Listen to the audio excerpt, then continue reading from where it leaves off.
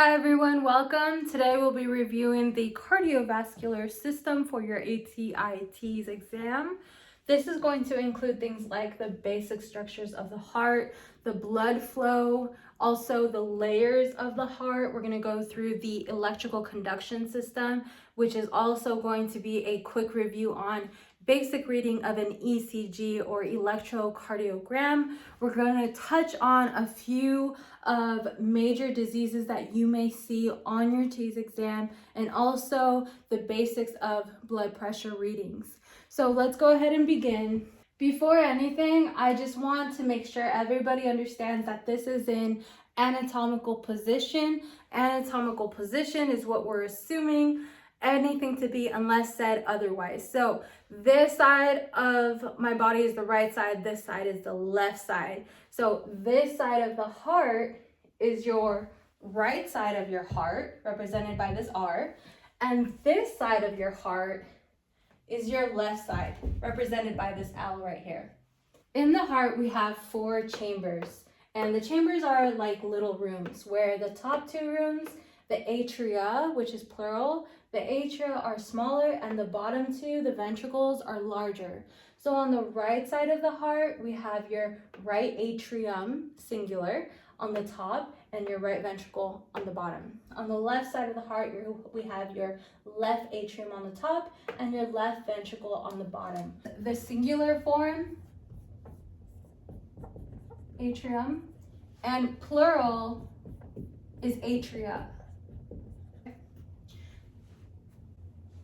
So next we have 4 valves in the heart. We have 2 that separate the atrium from the ventricles. We have one on the right side of the heart, and this is referred to as your right atrial ventricular valve or your tricuspid valve. And we have one on the left side of the heart right here. This is known as your left atrial ventricular valve or your bicuspid valve. So atrioventricular valves, also known as AV for short, are going to include this one here, which is your tricuspid valve, and this one here, which is your bicuspid valve, also known as your mitral valve. So it's also called mitral. So here's the valve, and the reason why it's called tricuspid is because if you look closely, it has 3 flaps that create the valve. This one here is called bicuspid because it has 2 flaps that create the valve. So bicuspid. Your other 2 valves are these 2 right here. They look very similar. This one right here is called your pulmonary valve or your pulmonic valve. And this one right here is called your aortic valve. Your pulmonary valve is going to separate your right ventricle from your pulmonic trunk. And this is where blood enters the pulmonic trunk and goes into your lungs. And your aortic valve is going to separate your left ventricle from your aorta, where blood goes and leaves the body. So collectively, these are known as your semilunar valves. Semilunar valves. The reason they're called semilunar is because if you look closely, they both have 3 flaps, and each of them resembles a semilunar moon. Okay, so semilunar valves are going to include your pulmonary valve and your aortic valve. So ultimately, these are all your 4 valves that you need to remember. There's 2 types. There's your atrial ventricular and there's your semilunar. In your atrial ventricular, you have your tricuspid, you have your bicuspid or mitral.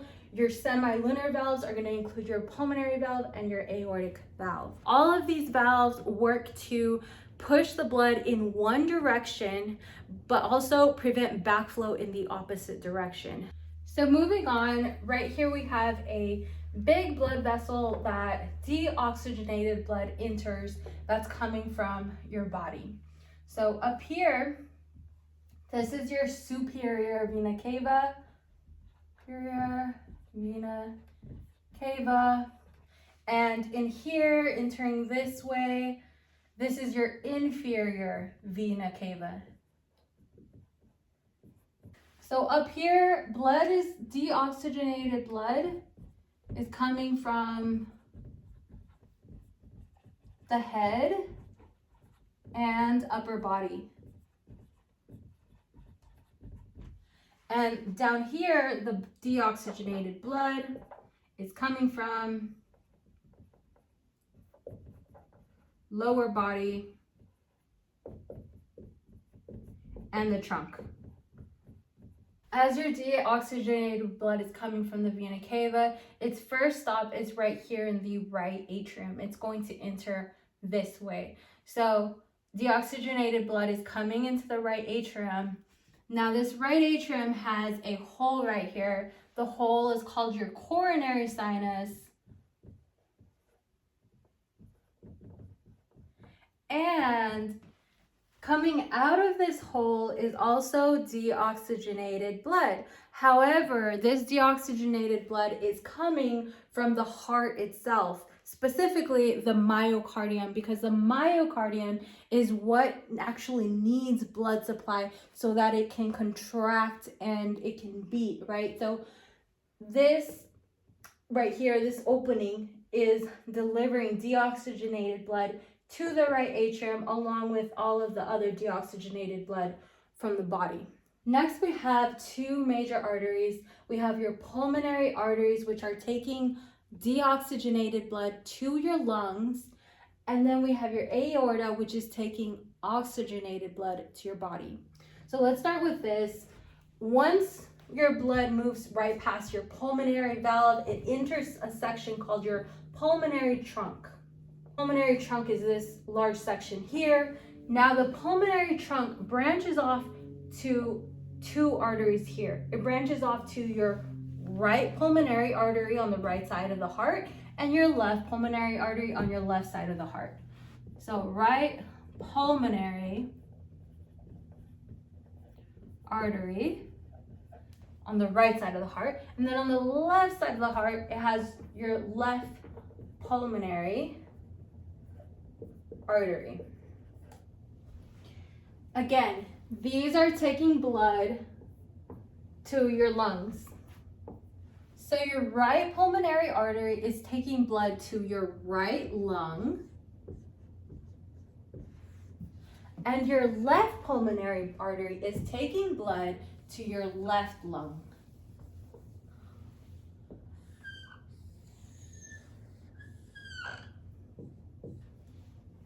So the blood is going to your lungs, it's getting oxygenated, and then it has to come right back to the heart so that it can be sent out to the aorta and to the body. Now, on the way back, it comes in back to the heart via your pulmonary veins. Pulmonary veins.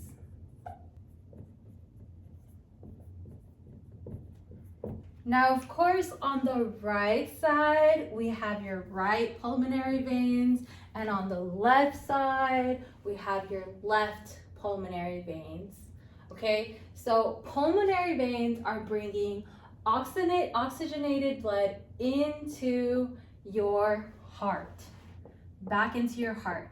Specifically, these veins are coming right back into your right atrium. So they are delivering blood right into your, sorry, I said right, I meant left. They're delivering blood into your left atrium. So your left pulmonary veins delivering blood into your left atrium, but also your right pulmonary veins delivering blood into your left atrium. This looks kind of funny, but what I'm trying to represent is that these veins, these left pulmonary veins, are actually entering the left atrium here. Okay, so there's an opening here and there's an entrance there. So they're dumping blood off in here. Okay, so your next major artery that we're going to talk about is your aorta. Your aorta extends all the way over here. Okay, so this aorta includes everything that is outlined in red here. Okay? So your aortic valve gives way to your aorta. Once we reach this section, once your aorta reaches this arched section, this has a specific name. It's known as your aortic arch. So aortic arch. Not only is it just an arch, but something special about it is that it has 3 extensions through to multiple arteries, 3 arteries that are supplying the upper body and the upper extremities with blood. So these 3, I'll go ahead and put their names here. The first artery branching off the aortic arch is your brachiocephalic trunk. The second one, or the middle one, is your common carotid arteries. And the last one is your subclavian arteries. All 3 of these are supplying the top of the body with fresh oxygenated blood. Now, as we go down further from the aortic arch, this long section here is called your descending aorta. Descending, medical terms, normally means going away from. So it's descending away from the heart itself. And when you look at a bigger picture of the body, you'll see that the descending aorta breaks off into other arteries that supply the lower half of your body with oxygenated blood. Aorta. So let's take a step back and look at our AV valves here, our tricuspid and our bicuspid AV valves. They have something special about them. They have this collagen cord that attaches to them, like so. These are called your chordae tendineae. Chordae tendineae. So your chordae tendineae also have an accessory called your papillary muscle that is attached to every single chordae tendineae, and it attaches it to the muscle. The function of the papillary muscle is to keep the chordae tendineae nice and tight and nice and taut, because both chordae tendineae and papillary muscle work together to keep the AV valves from collapsing. In other words, they keep the valve flaps from opening up, collapsing, and allowing blood flow to go through the opposite direction. Now, this would be referred to as regurgitation, which often happens in the mitral valve. When the valve flap collapses, blood flow is able to go in the wrong direction, and it causes many problems, often life-threatening. Alrighty guys, so we have gone through all of the major structures of the heart, excluding the layers of the heart. We're gonna go over that later. So now I'd like to take you through a blood flow of the entire heart. So I'm actually going to erase all of the stuff on the inside so that you can visualize this a little bit better. Alrighty everyone, are you ready to go through the blood flow of the heart? I have divided it into 2 sections, the right heart and the left heart, and 12 steps. 6 steps on the right side and 6 steps on the left side. So let's go ahead and start with the first step, inferior vena cava and superior vena cava. Deoxygenated blood is going to enter the inferior vena cava, and this blood is coming from the lower portions of your body and the trunk of your body. Deoxygenated blood is also coming from the upper portions of your body, the upper extremities, the head of the body at the same time. This blood is going to enter into our right atrium, our second step. So this blood is trickling into our right atrium.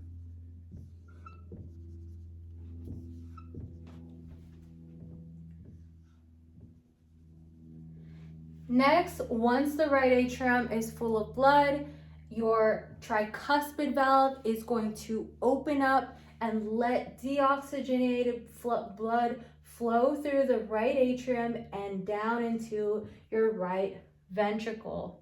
So tricuspid valve down into your right ventricle.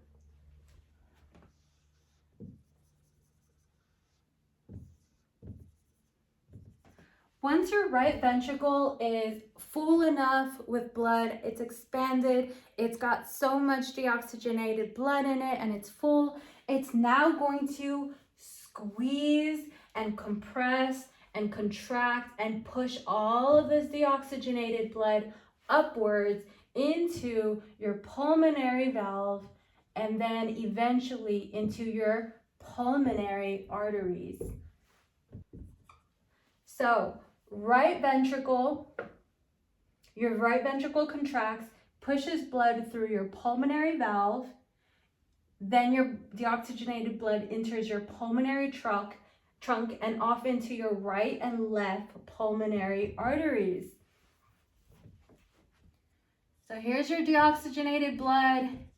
It's being pushed into the right pulmonary artery and left pulmonary artery. At this very moment, your right ventricle is contracting and pushing all of this blood as far as it can so that it can eventually reach the inside of your lungs. Your deoxygenated blood is flowing out of your pulmonary arteries and into your lungs. Once it's inside of your lungs, your blood is going to drop off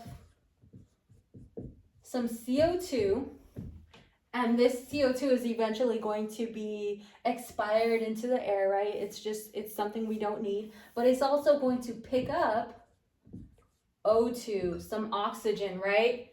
So once this is now oxygenated, we've got ourselves some oxygenated blood, which I'm representing with red, okay? It was deoxygenated, picked up oxygen, dropped off your CO2, became oxygenated. On this side too, it's going to drop off CO2, it's going to pick up oxygen, and once it picks up that oxygen, it's ready to go back to the heart, okay? So it's going back to the heart via the pulmonary veins, right? Pulmonary veins, and as you can see, this is now the left side of the heart, the pulmonary veins, your left side of your heart, pulmonary veins. So this oxygenated blood is coming in your pulmonary veins and being dropped off in your left atrium.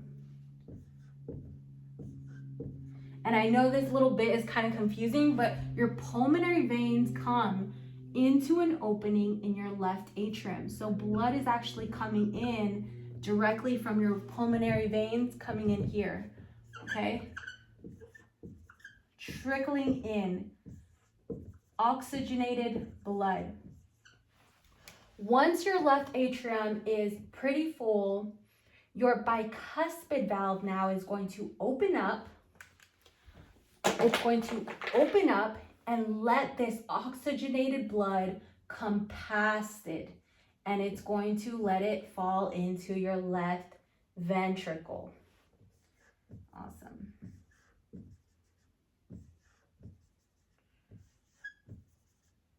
Once your left ventricle is full of blood, it's going to do a big contraction, and this contraction is going to push all of this oxygenated blood up into your aortic valve and eventually into your aorta.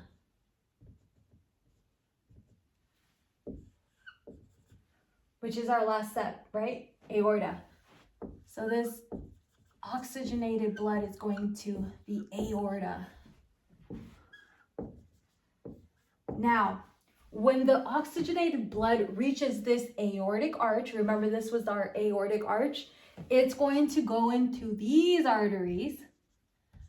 And remember I said these arteries are extending to your upper body and head to give oxygenated blood up here. So these 3 arteries are going to the top of your body to give them oxygenated blood. And then as the rest of the blood comes down your, what's this called? Your descending aorta, this is going to the trunk of your body and to your lower body. Oxygenated blood, awesome. So now what happens? This oxygenated blood is going to your whole body. It's being used up by all of your organs and it's circulating through your whole body. And then once it needs more oxygen, it's eventually going to circulate back into the inferior vena cava, superior vena cava. It's going to go again to your right atrium, down your tricuspid valve, to your right ventricle, up your pulmonic valve, up your pulmonic trunk into your right and your left pulmonic arteries, into your right and left lungs. It's going to become oxygenated. So we're going from blue to red. Now it's oxygenated. It's going into your pulmonary veins, your right and your left pulmonary veins, which are going to be dropped off into your left atrium.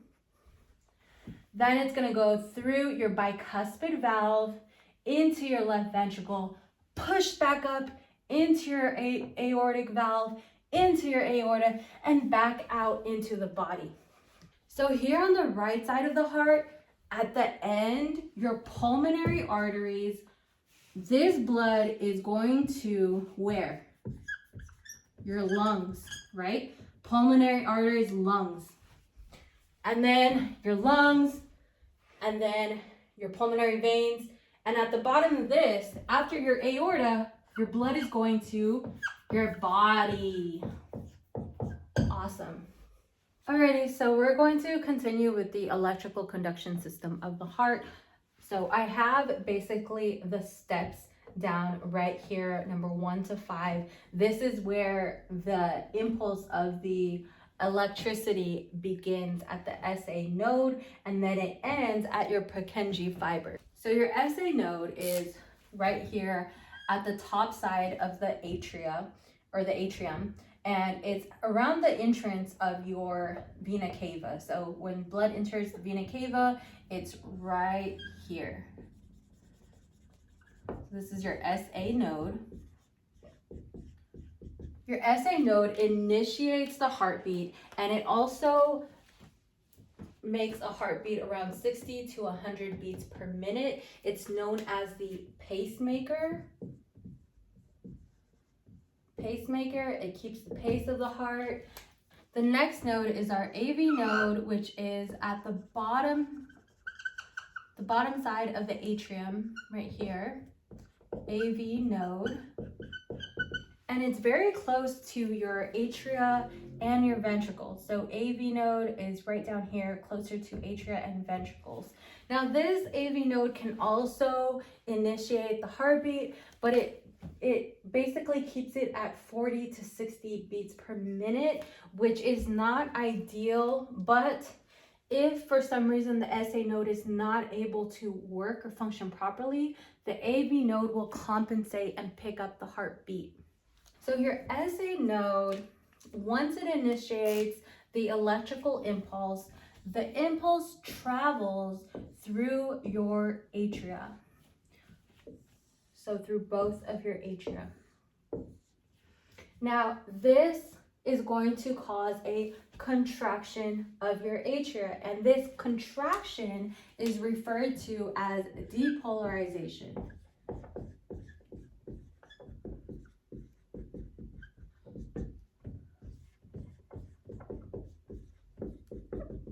So depolarization is referring to contraction. Once your SA node makes both of your atria contract, at the same time, it's going to send out an impulse through these 3 internodal pathways down to your AV node. So these 3 here, connecting your SA node to your AV node, those are known as your internodal pathways.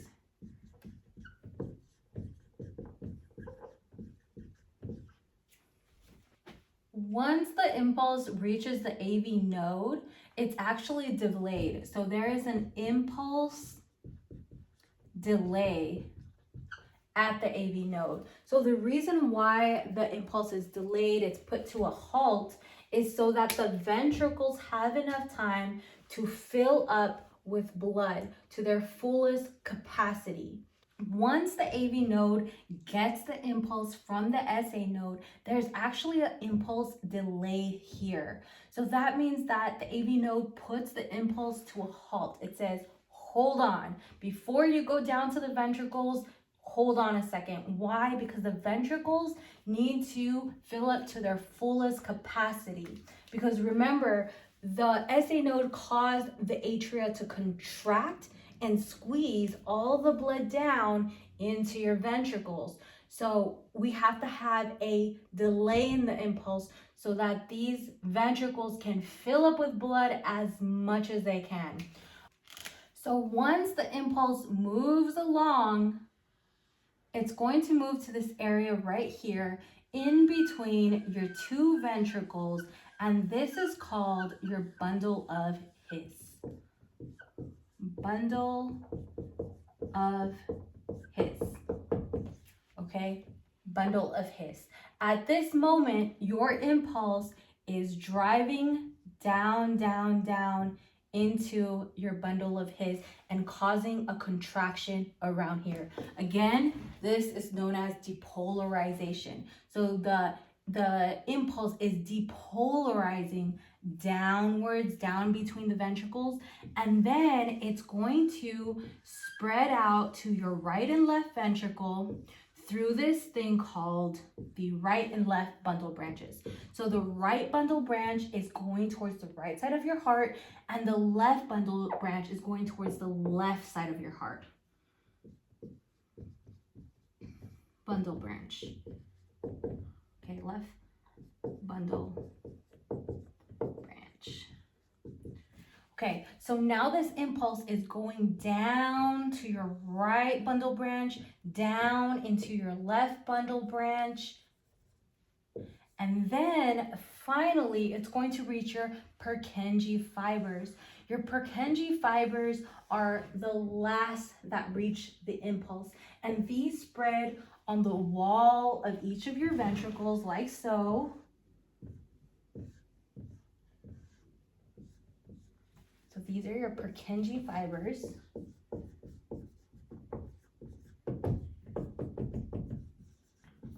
And these are actually able to initiate heartbeat at less than 40 beats per minute. That's not very much, but it is enough to keep a person alive momentarily before somebody comes and helps, intervenes, right? So we are very thankful for Purkinje fibers because in some people, the SA node may fail, the AV node fails, bundle of His fails, everything is failing. Well, Purkinje fibers are able to keep the heart alive for some time with their less than 40 beats per minute.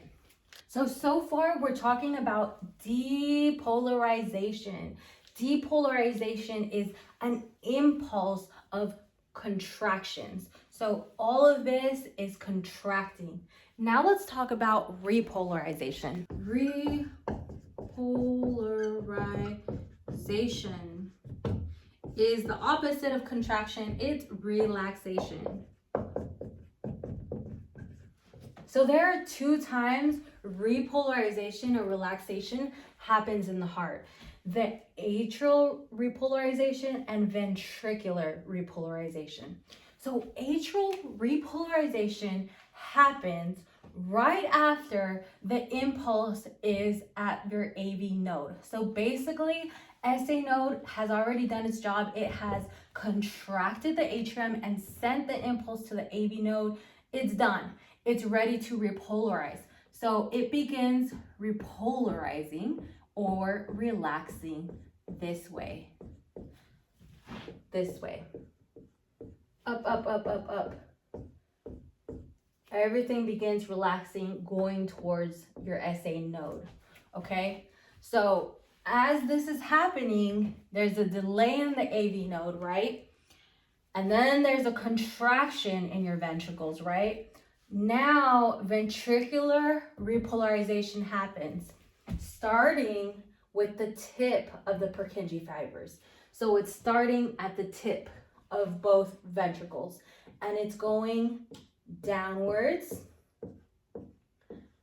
from your Purkinje fibers to your right and left bundle branches. You're getting repolarization, relaxation, up your bundle of his, relaxation, up to your AV node, relaxation. So I guess my point is that your muscle here is going to contract in your ventricles going this way, and then they're going to relax going this way. Okay? So big takeaway, depolarization is contraction, repolarization is relaxation. You have both depolarization and repolarization with both your atria and with your ventricles. So let's go over this electrical conduction system again. The SA node, it is where it all begins. It's your pacemaker, and it initiates, generates impulses at 60 to 100 beats per minute. Once the impulse is generated, the electrical conduction is going to go through your atria, right, through both of them. Then it's going to go down your internodal pathways to your AV node. Then this impulse is going to be delayed just a little bit here at your AV node to give the ventricles time to fill up with blood. Once the ventricles are full, the AV node is going to send the impulse down to the bundle of his, and then down your right and left bundle branches, down to your Purkinje fibers. Okay, and all of this is depolarization. Repolarization is going to start at your Purkinje fibers, up your right left bundle branches, up your bundle of his, into your AV node. So just to really beat it in there, I want to show one heart where it shows your electrical conduction system, and then another heart where it shows your blood flow, so that you can see both of them side by side and see what's going on. So if you need this for reference, electrical conduction system, go ahead and use this. So let's start here. This is our SA node, right? And it's initiating a impulse. Now that impulse is going to travel to your atrium, right? And when it travels to your atrium, it's going to make these two contract. Now, as it makes it contract, blood is actually going to flow downwards.